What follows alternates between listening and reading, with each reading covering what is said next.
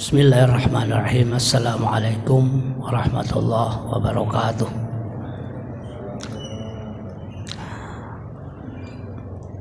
Innal hamdalillah nahmaduhu wa nasta'inuhu wa nastaghfiruh wa natubu ilaih wa na'udzu billahi min syururi anfusina wa sayyiati a'malina. May yahdihillahu fala mudilla lahu wa may yudlilhu fala hadiya lahu. Asyhadu an la ilaha illallah, asyhadu anna Muhammadan abduhu wa rasuluh. Allahumma shalli wa sallim ala nabiyyina Muhammad wa ala alihi wa sahbihi ajma'in. Qala Allah ta'ala, a'udzu billahi minasyaitonir rajim. Ya ayyuhalladzina amanu taqullaha haqqa tuqatih wa la tamutunna illa wa antum muslimun. Jamaah subuh Masjid Syuhada rahimani wa rahimakumullah. Kembali kita manjatkan puji dan rasa syukur kehadirat Allah Subhanahu wa taala. Kita memuji Allah karena Allah berhak dan wajib untuk kita puji. Alhamdulillahirabbil alamin. Segala puji bagi Allah, Rabb yang mencipta, yang mengatur, yang menentukan semua yang ada di alam ini. Kita bersyukur kehadirat Allah Subhanahu wa taala karena Allah telah memberikan, menganugerahkan nikmatnya kepada kita. Dan nikmat terbesar di dalam hidup kita yang Allah anugerahkan kepada kita adalah kita ditakdirkan Allah Subhanahu wa taala menjadi seorang muslim, menjadi seorang yang punya keyakinan bahwasanya Allah lah Rabb kita. Ditakdirkan Allah, kita punya keyakinan bahwa Al-Quran lah kitab suci kita. Kita ditakdirkan Allah Subhanahu wa taala punya keyakinan bahwa Nabi Muhammad sallallahu alaihi wasallam adalah merupakan nabi dan rasul Allah Subhanahu wa taala. Keyakinan-keyakinan seperti ini adalah merupakan nikmat terbesar dalam hidup kita ini, sehingga hidup kita bisa terarah, hidup kita bisa lurus selurus apa yang telah ditentukan oleh Allah dan dicontohkan oleh Nabiullah Muhammad sallallahu alaihi wasallam. Jamaah subuh Masjid Syuhada rahimakumullah. Pada kesempatan yang singkat ini, izinkan kami untuk sedikit berbagi tips atau resep-resep dalam rangka kita menempuh hidup dan kehidupan kita yang kita tidak tahu kapan berakhirnya. Kita tidak tahu kapan selesainya kontrak kita. Akan tetapi kita tidak usahlah berpikir kapan kita mati, tapi yang kita pikirkan adalah bekal apa yang sudah kita bawa, bekal apa yang akan kita bawa. Sudah cukupkah bekal yang akan kita bawa untuk menghadapi sesuatu yang pasti akan terjadi, yaitu yang namanya kematian. Untuk itu segala apapun yang kita lakukan, semuanya kita niatkan, kita peruntukkan dalam rangka untuk mencari bekal yang bernilai ibadah di sisi Allah Subhanahu wa taala. Jamaah sekalian, Rasulullah sallallahu alaihi wasallam memberikan tips sederhana, resep sederhana yang tertuang di dalam hadis beliau yang diriwayatkan oleh Ad-Dailami. Hadis tersebut berasal dari sahabat Ali bin Abi Thalib radhiyallahu anhu. Arba'un minas sa'adah. Paling tidak kata Nabi ada 4 hal yang membuat manusia itu berbahagia, baik di dunia, lebih-lebih lagi di akhirat kelak. Dan semua kita tentu mendambakan yang namanya kebahagiaan. Yang pertama kata Nabi adalah ayyakuna zaujatuhu sholihatan. Jadi resep yang pertama, dan resep ini berasal dari Rasulullah SAW yang langsung beliau praktekkan dalam kehidupan beliau sehari-hari, yaitu di dalam berkeluarga kata Nabi ayyakuna zaujatuhu sholihatan, yaitu mempunyai pendamping, mempunyai istri, atau sebaliknya si istri mempunyai suami yang soleh dan solehah. Itulah resep yang pertama. Dan insya Allah kita semua sudah menjalani. Tinggal bagaimana upaya kita untuk lebih meningkatkan lagi kualitas kita. Mungkin kita sebagai kepala rumah tangga, mungkin kita sebagai ibu rumah tangga.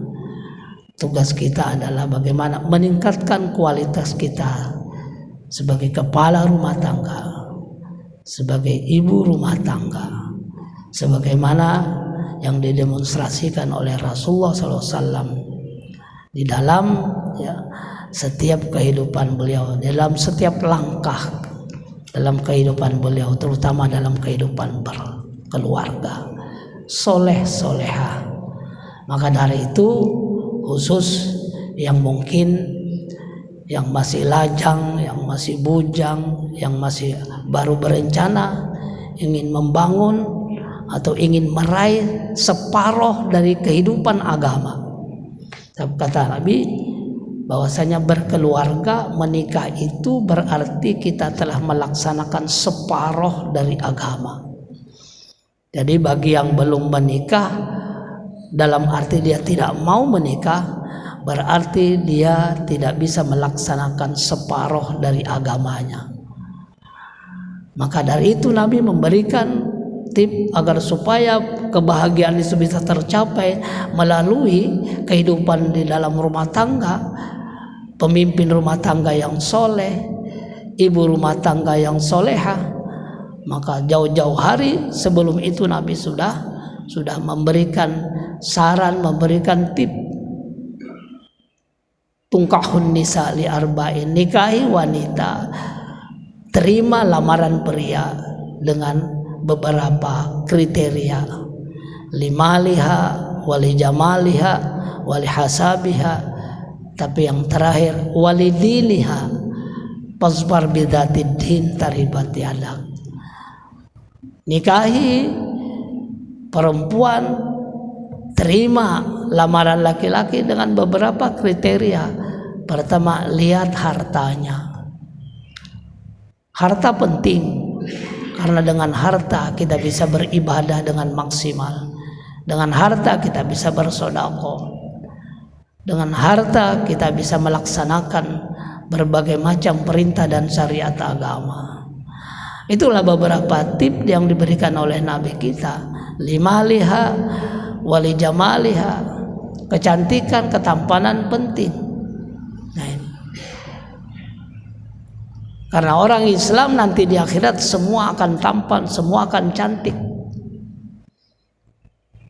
Suatu ketika seorang nenek itu bertanya kepada Rasul, "Ya Rasulullah, saya sangat cinta kepada Allah dan Rasulnya." Rasulullah memberikan support, semangat luar biasa, kata Nabi. Saya telah menjalankan syariat-syariat agama sesuai dengan kemampuan saya. Itulah yang dikehendaki Allah, kata Nabi. Tapi pertanyaan sang nenek, akankah saya masuk surga ya Rasul? Maka dengan lembut Nabi mengatakan, nenek tidak ada dalam surga. Pemahaman si nenek tadi, wah kalau begitu nenek atau saya tidak bisa masuk surga. Karena kata Nabi, nenek tidak ada dalam surga. Maka bersedihlah beliau si nenek tadi. Dan akhirnya Nabi menjelaskan dengan penuh kelembutan, dengan senyum. Kata Nabi, nenek memang tidak ada dalam surga. Karena nanti kelak kalau sang nenek masuk surga, nenek akan kembali diciptakan Allah. Wa hurun ain ka'amsalil lu'lu'il makhnun jazaa'an bima kanu yaksibun. Semua sang nenek akan menjadi muda kembali sebaya umurnya. Semua akan cantik dengan sempurna. Jadi cantiknya di akhirat itu adalah cantik yang sempurna.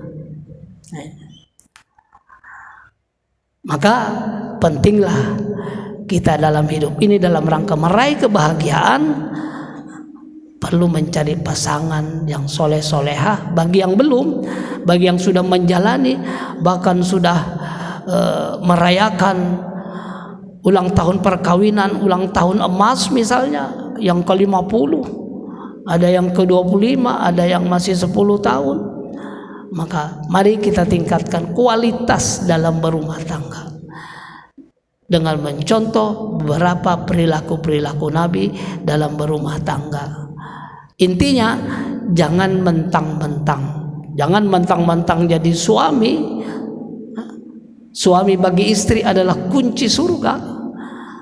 Semuanya diserahkan kepada istri. Kalau bisa kerjakan sendiri. Begitulah Nabi menjahit baju, bajunya menjahit sendiri, membantu sang istri dan lain sebagainya. Itu yang pertama. Yang kedua, wa auladuhu abroron. Salah satu yang menunjang kebahagiaan seseorang adalah anak keturunan.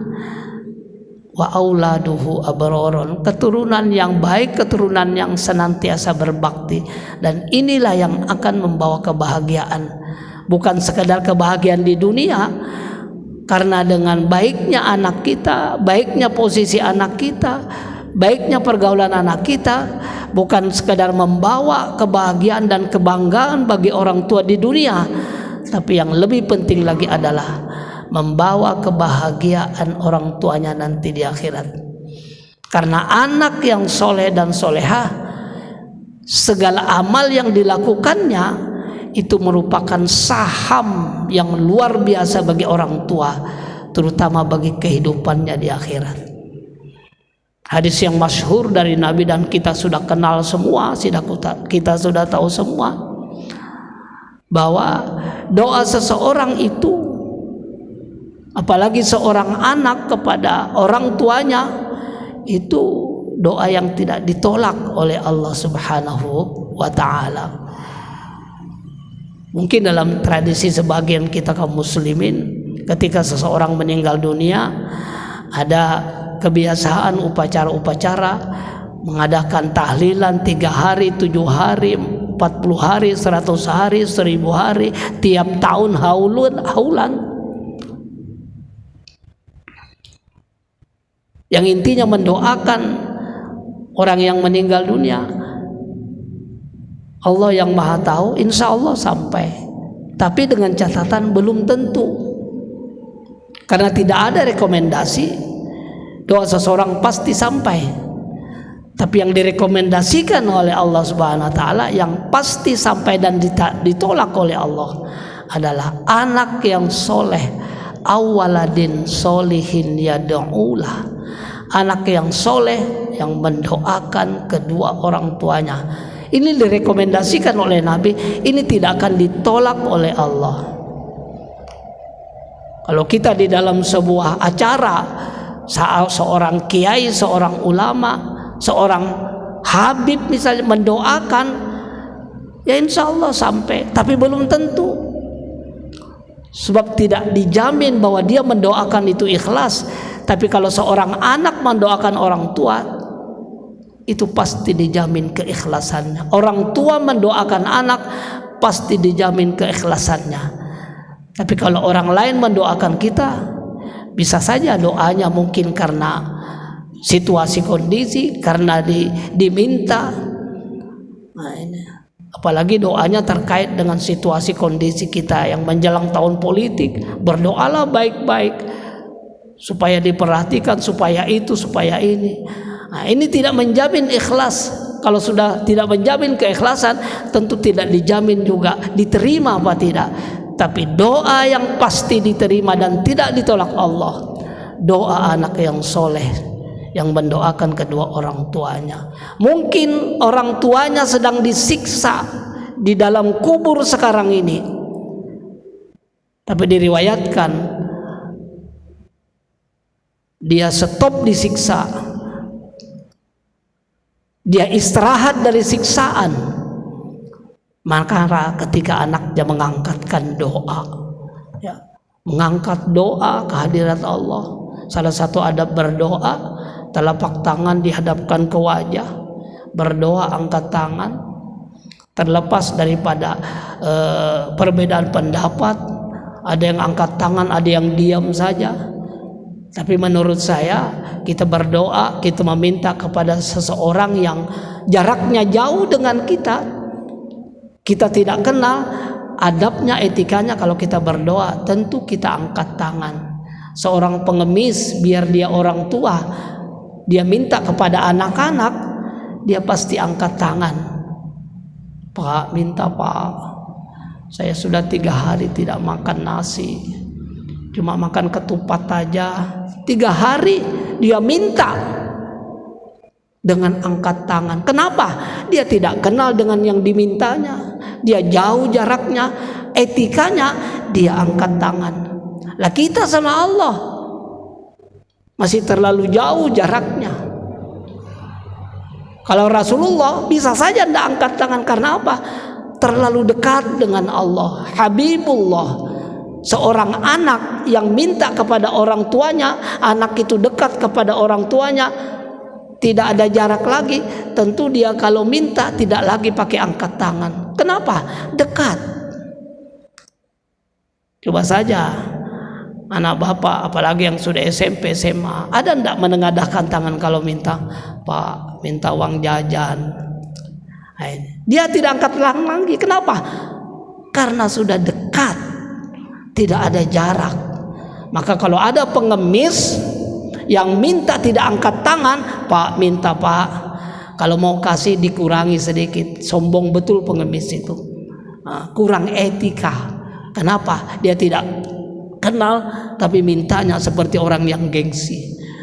Maka adabnya, etikanya, ketika kita berdoa kepada Allah, angkatlah tangan kita, karena itu bagian dari adab.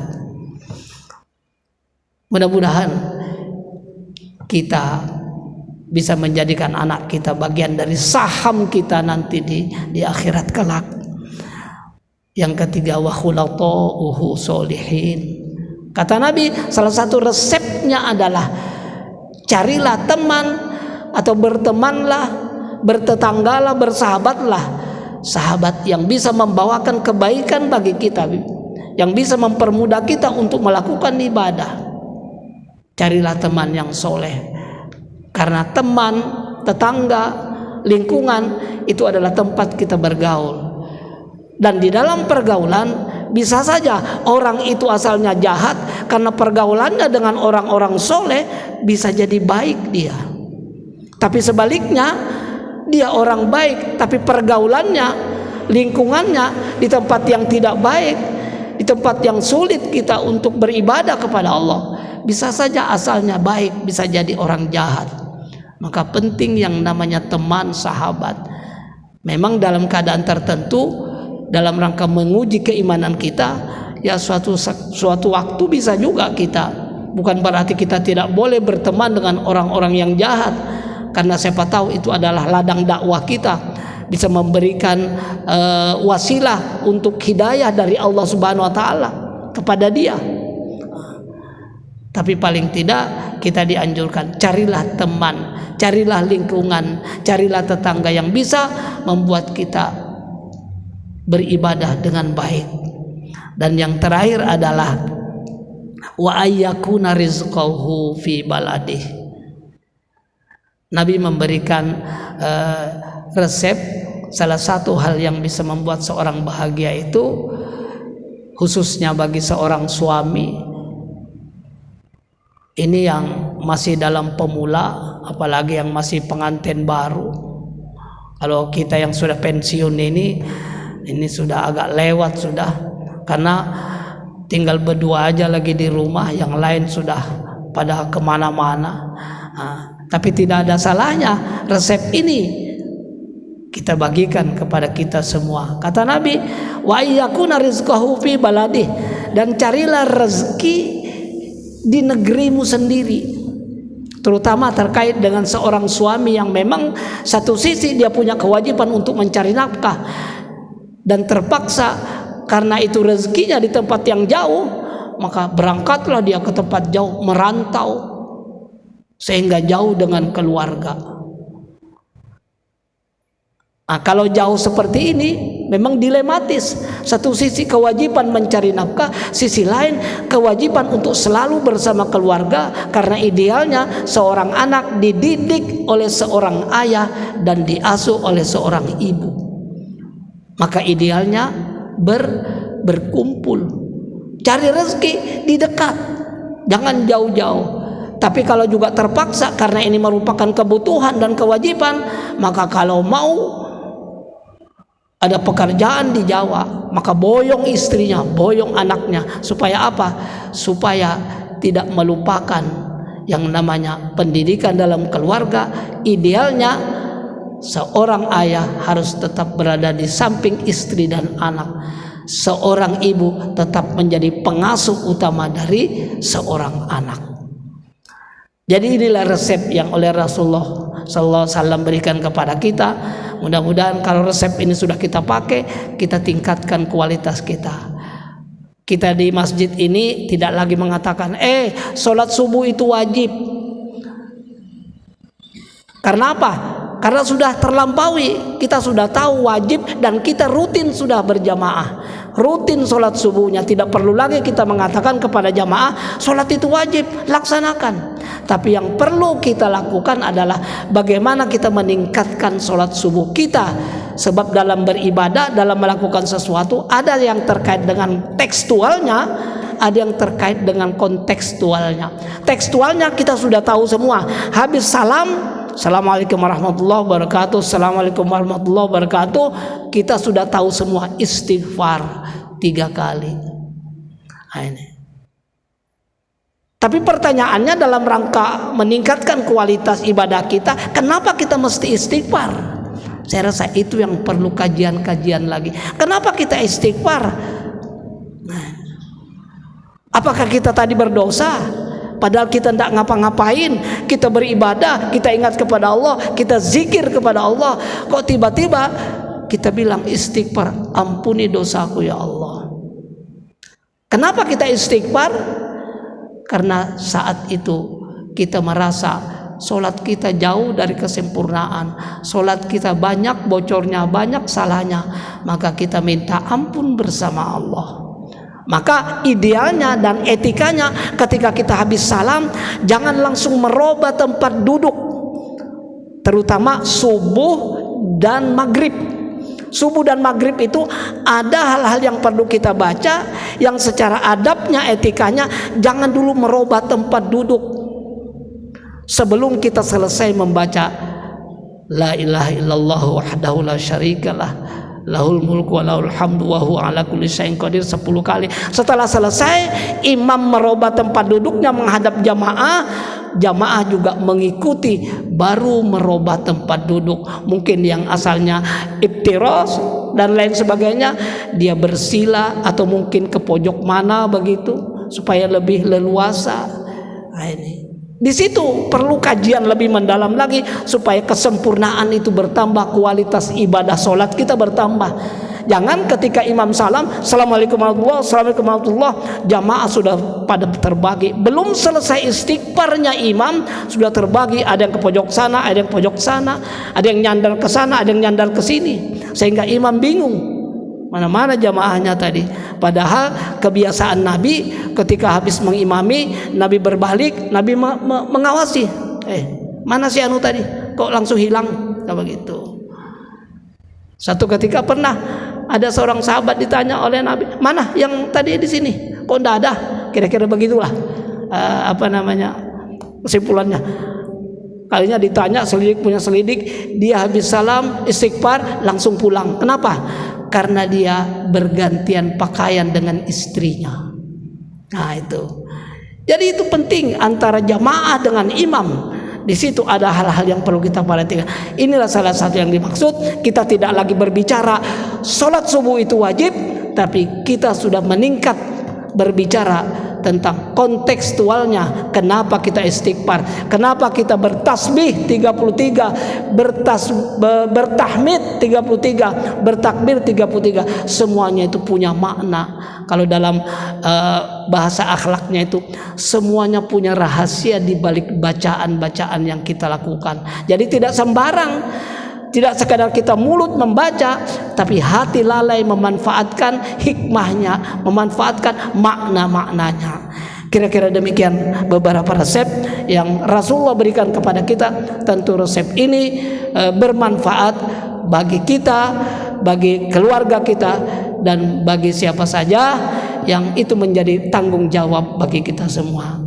Subhanakallahumma bihamdika asyhadu an la ilaha illa anta wa astaghfiruka wa atubu ilaik. Assalamualaikum warahmatullahi wabarakatuh.